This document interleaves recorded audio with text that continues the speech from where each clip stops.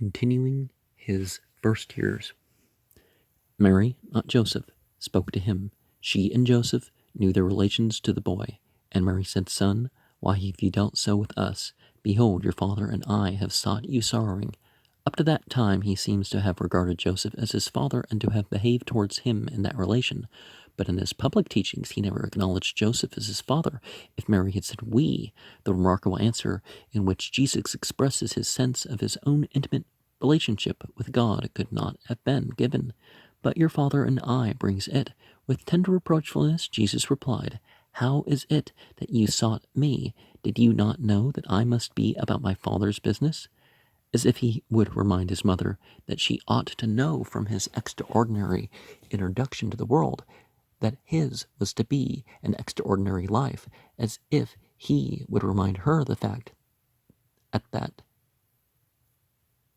the Annunciation she had been told by the angel that her child was to be the Son of the Most High.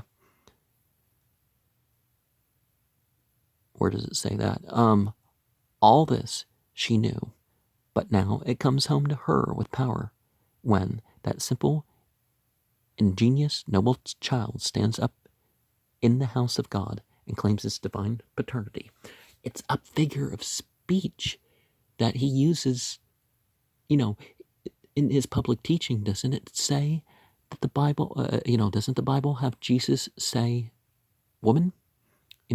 So stepping aside from your physical parentage to prefer the connection to the house of God, it was that sort of speaking. Now, one doesn't have to speak disrespectfully to one's parents in doing so, but of this only authenticated saying of Jesus in his childhood, Steer beautifully says, Solitary floweret out of the wonderfully enclosed garden of 30 years, plucked precisely there where the swollen bud at a distinctive crisis burst into flower, to mark that is assuredly the design and the meaning of this record. The child Jesus sought to know himself, and his whole life of childhood was thus seeking.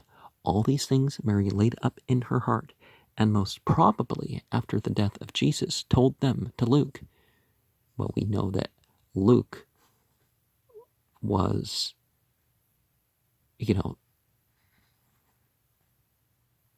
over a century after this. So, after when the Bible says that Jesus was this, remember that a central figure to the Jesus story was 100 years earlier than when we typically speak of Jesus. But this sounds like a mother's narrative repeated by a historian. Well, or a historian trying to render it as if it was from the mother. But remember, some of the Gospels make clear that they're third-hand accounts, that Jesus had accumulated a vast number of questions touching God and man, life and death, the seen and the invisible. It is most natural to suppose. One also naturally thinks that those questions must have been based largely upon the Hebrew sacred books, and that when he should find an opportunity of going to ecclesiastical headquarters and visiting the appointed expounders of the law and the official explainers of the prophets, he would propound such questions, and that his interrogatories would not be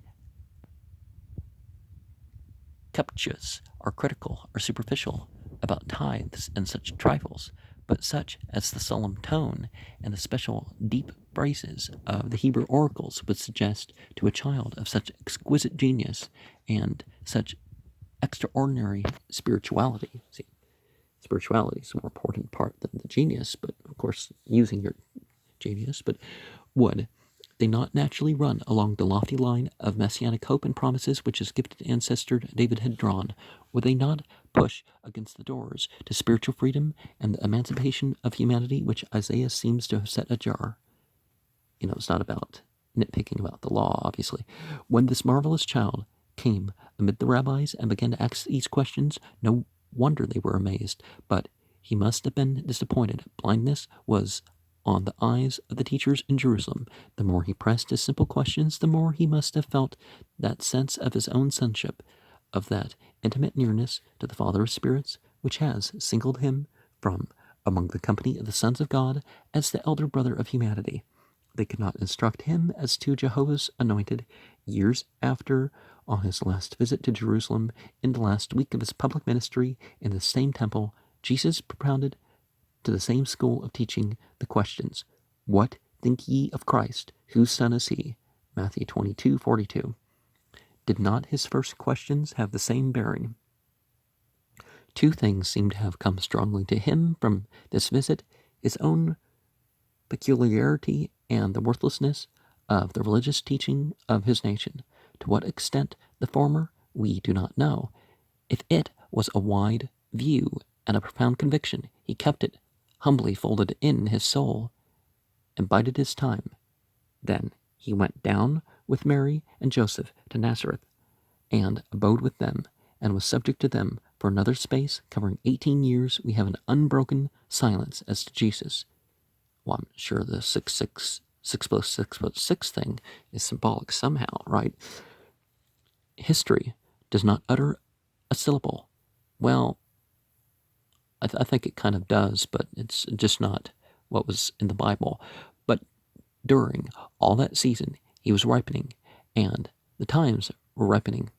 He lived a life of some activity, probably working with his reputed father at the bench of the carpenter, well, hand laborer.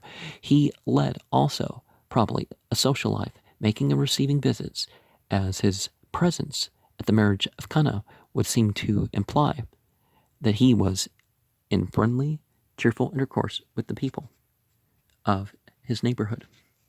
And of course, the Bacchus text that John is based on is, yeah, this was supposed to be 2 programs instead of 4, but